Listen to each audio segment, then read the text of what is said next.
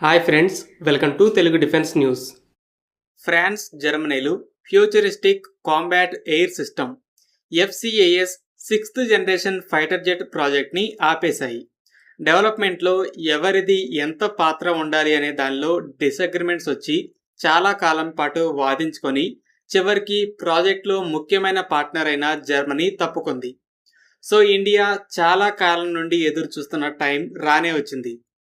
కొన్నేళ్ల క్రితం యూరప్లో రెండు సిక్స్త్ జనరేషన్ ప్రాజెక్టులు మొదలయ్యాయి. ఫ్రాన్స్, జర్మనీ, స్పెయిన్ల నుండి ఎఫ్సిఏఎస్, అలాగే యూకే, ఇటలీ, జపాన్ల పార్ట్నర్షిప్లో జీసీఏపీ. అయితే కొన్ని నెలల క్రితం మన డిఫెన్స్ మినిస్ట్రీ ఇండియా ఈ రెండింటిలో ఏదో ఒక ప్రాజెక్టులో జాయిన్ అవ్వాలని చూస్తున్నట్టు అఫీషియల్గా పార్లమెంట్కి చెప్పింది. దానికి కొన్ని రోజుల ముందే ది ప్రింట్ ఇండియా ఎఫ్సిఏఎస్లో జరుగుతున్న గొడవల్ని గమనిస్తుంది, జర్మనీ గనక తప్పుకుంటే మేము జాయిన్ అవ్వడానికి సిద్ధమని ఫ్రాన్స్కి చెప్పినట్టు రిపోర్ట్ చేసింది. ఇప్పుడు జర్మనీ తప్పుకుంది. ఇంకో పక్క జీసీఏపీ కాస్ట్ ఓవర్ రన్, అంటే జెట్ని డెవలప్ చేయడానికి ముందు ఎంత ఖర్చు అవ్వబోతుందని బడ్జెట్ వేసుకుంటారు కదా, ఆ బడ్జెట్ కన్నా ఎక్కువ ఖర్చు అవుతూ బాగా లేట్ అవుతూ వస్తుంది. సో ఇందులోకి వెళ్ళటం రిస్క్. సో ఈ రెండింటిలో ఒక ప్రాజెక్టు పరిస్థితి ఎలా ఉండగా ఇంకో దానిలో సరైన అవకాశం దొరికింది. ఇండియా జర్మనీ ఎగ్జిట్తోనే ఎందుకు లింక్ పెట్టిందో ఇంతకుముందు చెప్పాను. ఈ మూడు దేశాల ప్లాన్ ప్రకారం ఫ్రాన్స్, జర్మనీలు పెద్ద మొత్తంలో ఇన్వెస్ట్ చేసి డెవలప్మెంట్లో ముఖ్య పాత్ర పోషిస్తాయి. స్పెయిన్కి చిన్న షేర్ ఉంటుంది. స్పెయిన్ డిఫెన్స్ బడ్జెట్ కూడా తక్కువ. జర్మనీ తప్పుకోకుండా మనం ఎంటర్ అవ్వాలని చూస్తే ఈ దేశాలకి మనతో పెద్దగా అవసరం ఉండదు కాబట్టి చాలా చిన్న షేర్ ఇస్తారు. టెక్నాలజీకి పెద్దగా యాక్సెస్ ఉండదు.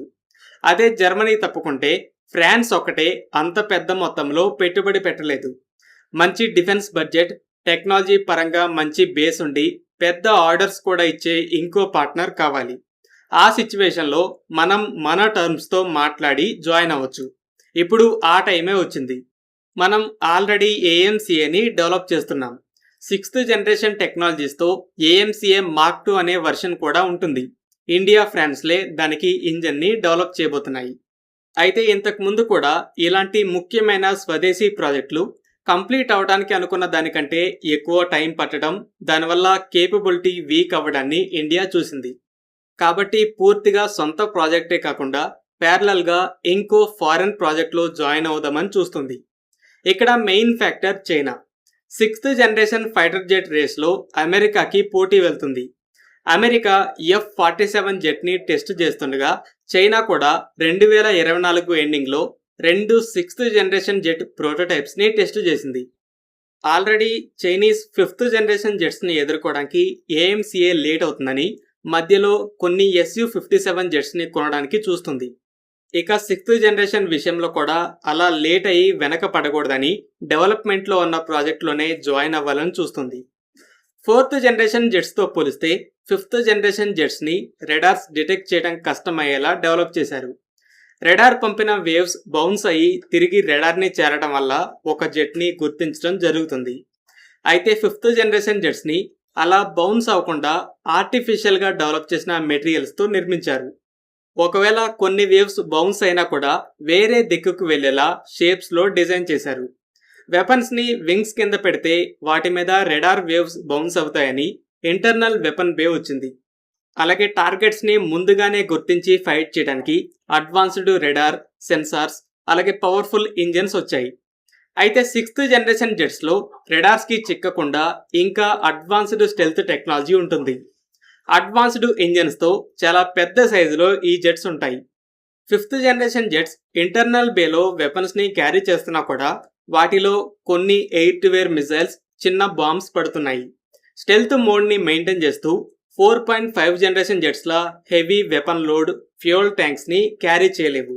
అందుకే బాగా లాంగ్ రేంజ్, అంటే చాలా ఎక్కువ దూరం ప్రయాణించేలా, అలాగే హ్యూజ్ వెపన్ లోడ్ పట్టే ఇంటర్నల్ బేస్తో చాలా పెద్ద సైజుతో ఈ జెట్స్ని డిజైన్ చేస్తున్నారు.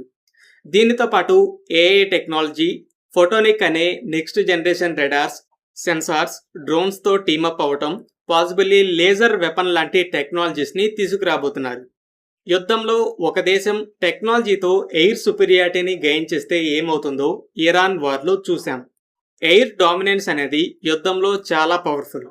అందుకే నెక్స్ట్ జనరేషన్ టెక్నాలజీతో ఆ అడ్వాంటేజ్ని తెచ్చుకోవాలని ఇంతకుముందు 5th జనరేషన్ విషయంలో అమెరికా మీద ఆధారపడిన దేశాలు కూడా ఇప్పుడు పార్ట్నర్షిప్లతో 6th జనరేషన్ రేస్లోకి వచ్చాయి. చైనా ఇందులో బాగా ప్రోగ్రెస్ అయ్యేసరికి డిలేస్ వల్ల మనం వెనక పడకూడదని ఇండియా యూరోపియన్ ప్రాజెక్టులలో కూడా జాయిన్ అవ్వాలని చూస్తుంది. జీసీఏపీ ప్రాజెక్ట్ ఏమవుతుందో క్లారిటీ లేని సిచ్యువేషన్లో ఎఫ్సిఏఎస్ఏ ఆప్షన్ అవగా అందులో జాయిన్ అవ్వడానికి ఇండియా ఎదురు చూస్తున్న టైం వచ్చింది. ఫ్రెండ్స్, ఈ వీడియో మీకు నచ్చినట్టయితే లైక్ చేయండి. అలాగే మరిన్ని డిఫెన్స్ అప్డేట్స్ కోసం మన ఛానల్ని సబ్స్క్రైబ్ చేసుకోండి.